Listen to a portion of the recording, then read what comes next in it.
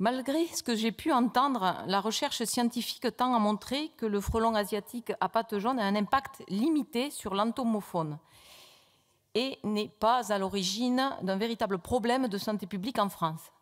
En revanche, il est un véritable danger pour les colonies d'abeilles et donc directement pour la filière apicole. Il est plus qu'urgent de formaliser un cadre légal afin de préserver les ruches et de freiner les pertes économiques des exploitants. C'est à cette tâche que s'attelle le texte que nous étudions aujourd'hui.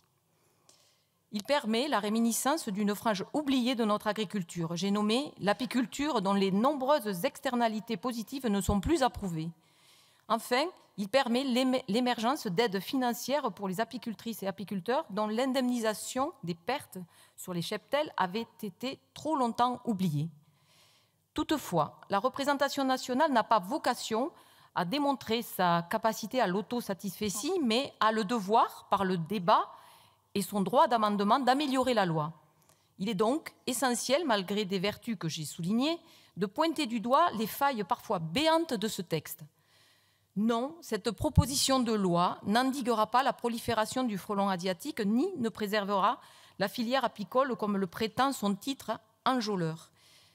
Il est trop tard pour éradiquer cette espèce exotique envahissante de nos départements. Voilà désormais plus de 20 ans que les populations se reproduisent sans réponse efficace et coordonnée de la part des pouvoirs publics.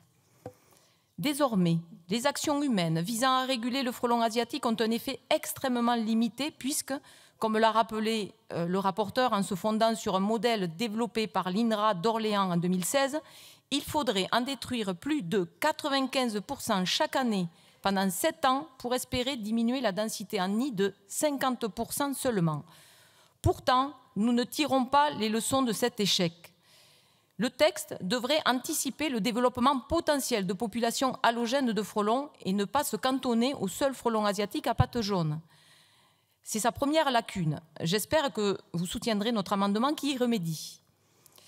Je dois aussi vous avouer ma surprise en réalisant qu'il n'y avait pas dans cette proposition qu'un article unique traitant du frelon et aucun sur la protection de la filière apicole. Je tiens à vous rappeler, chers collègues, que les difficultés traversées par la filière apicole ne peuvent pas toutes être imputées à cet insecte qu'est le Vespa velutina.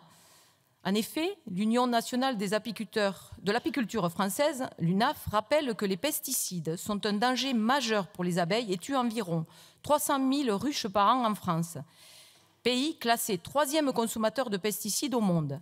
Cet enjeu est bien central et absent de ce texte. À l'heure où même la récente interdiction des néonicotinoïdes est remise en question par la proposition de loi dite du plomb, arrivant prochainement dans cet hémicycle, protéger la filière apicole est un enjeu crucial sur lequel la représentation nationale doit être déterminée. En ce sens, nous avons déposé un amendement demandant la mise à niveau des tests de toxicité des pesticides afin qu'ils reflètent réellement l'impact de ces produits sur l'environnement et les abeilles. Je conclurai sur une chose.